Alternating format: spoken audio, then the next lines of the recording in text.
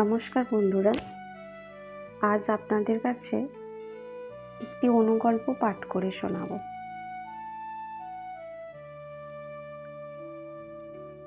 সকাল থেকেই বাড়িতে সানাইয়ের সুর বেজে চলেছে। সবার মন উৎফুল্ল। রিমার সঙ্গে অনুপের বিয়েটা যদিও রিমার বাবা প্রথমে মেনে নিতে চায়নি, লাভ অ্যাফেয়ার ছিল কি না, অবশেষে মেনে নিয়েছে। আজ বিয়ে, গোধূলি লগ্ন। বেলা হতেই গায়ে হলুদ দেবার জন্য হলুদও চলে এসেছে। তখনই রিমার ফোনটা বেজে উঠল। স্ক্রিনে অনুপের নামের সঙ্গে নাম্বার ভেসে উঠল। রিমা ফোন তুলেই অনুযোগের সুরে বলে উঠল, কি ব্যাপার বলো তো, সেই সকাল থেকে একবারও ফোন করার সময় পেলে না? আমি কতক্ষণ ধরে ওয়েট করছি তোমার ফোনে। ওপার থেকে কান্না ভেজা গলায় উত্তর এলো, মা, ফোনটা তোমার মাকে দাও তো।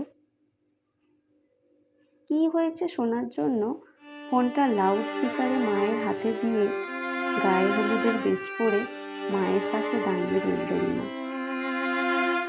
ওপার থেকে কান্না বোঝা কণ্ঠস্বর ভেসে উঠল, সব শেষ হয়ে গেছে।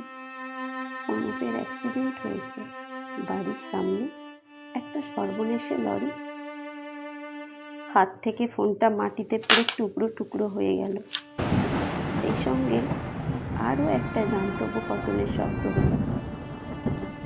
রিমার শরীরটা ছিন্ন মূল হয়ে পড়ল ছাতনাতলার পাশে। নমস্কার, গল্পের নাম ছিল নিয়তি।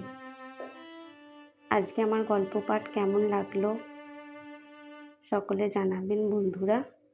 আর ভালো লাগলে আমার পাশে থেকে আমার চ্যানেলটি লাইক, শেয়ার অ্যান্ড সাবস্ক্রাইব করবেন। সকলকে অসংখ্য ধন্যবাদ।